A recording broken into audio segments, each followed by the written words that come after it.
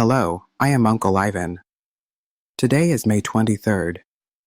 Every Friday, I will bring you news about people and events in the church throughout the ages.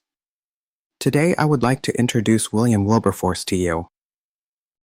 In late 18th to early 19th century England, William Wilberforce, 1759 to 1833, became world-renowned for his tireless efforts to abolish the slave trade.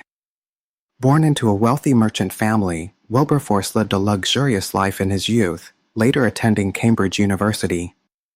At the age of 21, he was elected as a member of Parliament. However, in 1785, at the age of 26, Wilberforce underwent a profound spiritual transformation.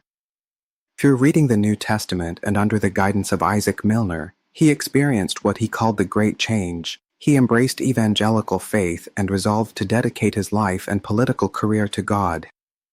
This transformation led him to stand in Parliament against the widely accepted slave trade. Beginning in 1789, Wilberforce introduced anti-slavery bills almost annually in Parliament. Despite fierce opposition from powerful economic interests, slave traders, and plantation owners, he persisted for nearly 20 years until the abolition of the Slave Trade Act was finally passed in 1807. This was only the beginning. Wilberforce continued to fight for the complete abolition of slavery until just 3 days before his death in 1833, when the Slavery Abolition Act was passed, declaring slavery illegal throughout the British Empire. Wilberforce's faith was not limited to the anti-slavery movement but inspired him to engage in many other social reforms. He was a core member of the Clapham sect, a group of upper-class evangelical Christians dedicated to various reforms, including prison reform, improving labor conditions, promoting education, and advocating for animal welfare. He also actively supported overseas missionary work and was one of the founders of the Church Missionary Society. From a theological perspective, Wilberforce's life and work demonstrated the transformative power of the gospel on society and culture. He refused to treat faith as merely a private matter, instead applying Christian principles to public life and policy making. He believed that true faith must lead to action, especially caring for the most vulnerable in society. Wilberforce wrote, "God Almighty has set before me two great objectives, the abolition of the slave trade and the reformation of manners." Wilberforce's influence extended far beyond the abolition movement itself. His life and work set a model for Christian involvement in social and political reform, inspiring countless Christian social activists thereafter. He proved that enduring faith and determination can bring about profound social change, even in the face of seemingly insurmountable obstacles.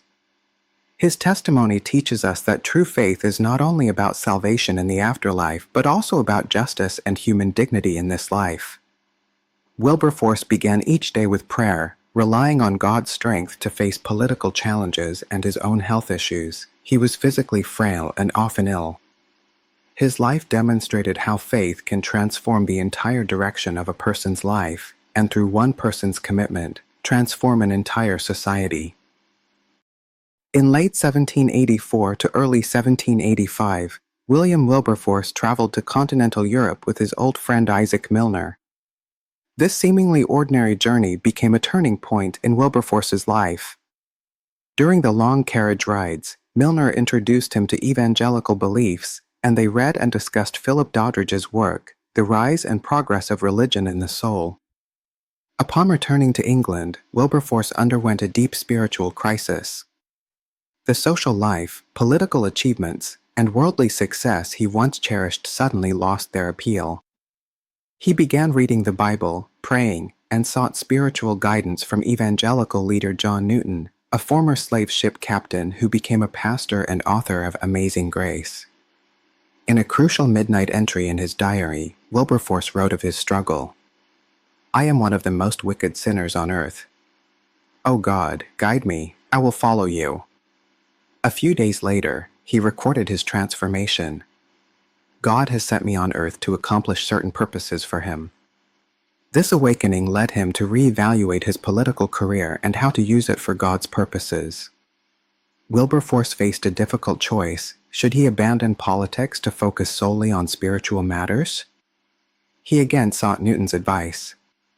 Newton's response changed the course of history. He encouraged Wilberforce to remain in politics, believing God could use him in that position for a greater purpose. Newton told him, "God has placed you in Parliament for a reason." This spiritual awakening not only completely redirected Wilberforce's personal life, but also laid the foundation for social reforms in England and around the world.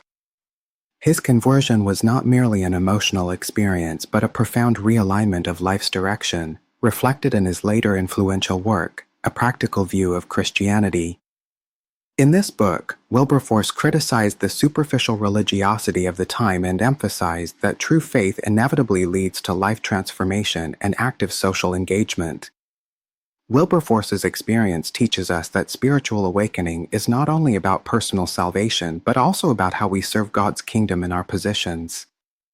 His story reminds us that God sometimes calls us not to withdraw from the world, but to enter the world with new identity and purpose, becoming light in the darkness.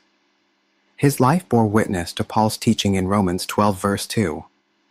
Do not conform to the pattern of this world, but be transformed by the renewing of your mind. He has shown you, O mortal, what is good. And what does the Lord require of you? To act justly and to love mercy and to walk humbly with your God.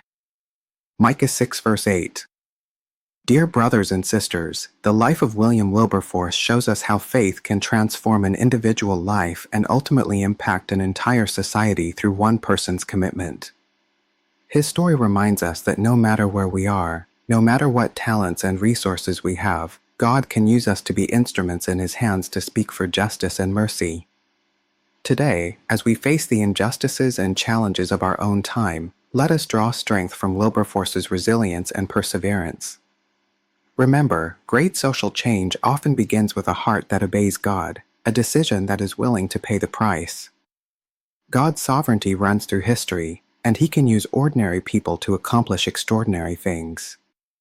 Let us follow Wilberforce's example, stand up bravely for the truth in our own position, and walk with our God with faith and humility.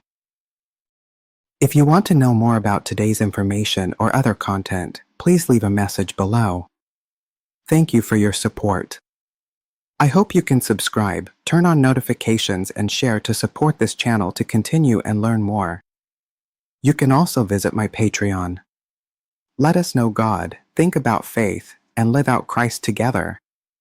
See you tomorrow.